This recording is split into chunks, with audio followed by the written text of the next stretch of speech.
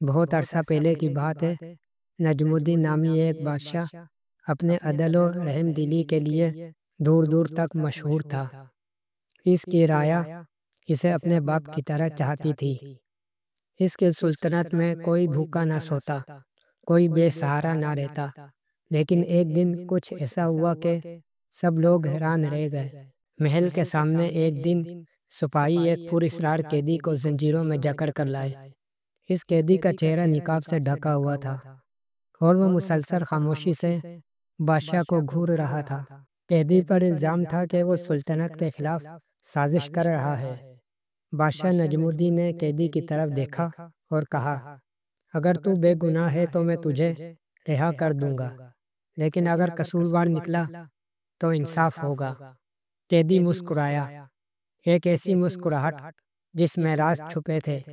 اس نے کہا، بادشاہ سلامت، آپ میرا جرم جاننا چاہتے ہیں تو خود میرے پیچھے آئیں، میری زنجیریں کھولیں اور میرے ساتھ ایک سفر پر نکلیں۔ سب درباری حیران ہوئے، یہ کیسی شرط تھی؟ وزیر نے فوراً کہا، جہاں پناہ یہ کسی سازش کا حصہ ہو سکتا ہے۔ مگر نجم الدین کا دل ایک انوکھی بے چینی سے بھر گیا۔ اس نے فیصلہ کیا کہ وہ خود قیدی کے ساتھ جائے گا۔ چنانچہ رات کے اندھیرے میں بادشاہ قیدی کے ساتھ خفیہ طور پر قلعے سے نکلا۔ قیدی اسے محل سے باہر ایک ویران جنگل میں لے گیا۔ راستے میں قیدی نے عجیب عجیب سوالات کیے۔ اے بادشاہ، اگر کوئی مجرم معافی مانگ لے تو کیا اسے معاف کیا جا سکتا ہے؟ بادشاہ نے جواب دیا، اگر سچا پچھتاوا ہو تو اللہ بھی معاف کر دیتا ہے، تو میں کیوں نہ معاف کروں گا۔ چلتے چلتے وہ دونوں ایک پرانی ٹوٹی پھوٹی مسجد کے پاس پہنچے۔ قیدی نے کہا، یہ وہ جگہ ہے جہاں میرے گناہوں کی ابتدا ہوئی۔ پھر اس نے نقاب ہٹایا۔ بادشاہ دم بخود رہ گیا۔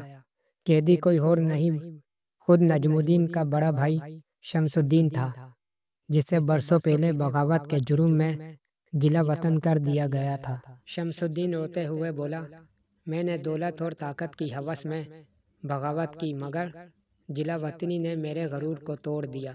آج میں اللہ اور تجھ سے معافی مانگنے آیا ہوں، اگر چاہے تو مجھے قید کر لے یا سزائے موت دے دے۔ نجم الدین کا دل بھر آیا۔ اس نے بھائی کو گلے لگا لیا اور کہا، تیری سچی توبہ نے تجھے آزاد کر دیا، آؤ ہم مل کر اپنی رعایا کی بہتر خدمت کریں۔ یوں ایک بھائی کی معافی، ایک بادشاہ کے رحم دل فیصلے اور اللہ پر سچے ایمان کی بدولت سلطنت میں ایک نئی شروعات ہوئی۔